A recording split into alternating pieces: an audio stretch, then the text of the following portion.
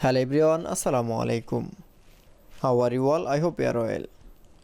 Welcome back to my channel in this new video. Today's video, how to insert background picture on all page in Microsoft Publisher. So let's start it.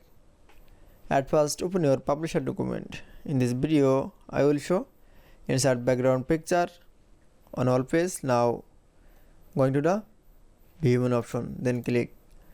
Now click for master page option. Now going to the page design option. Now select from background, then click for more background.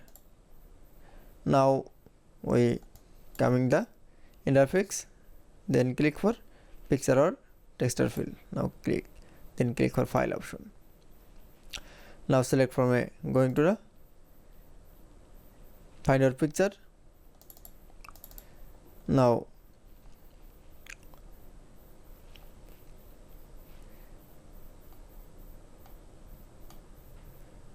select from picture.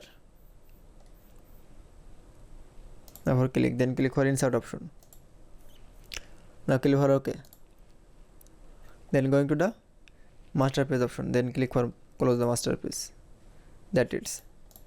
Now you can see insert background picture in all page in publisher document is very easily. I hope to enjoy the video.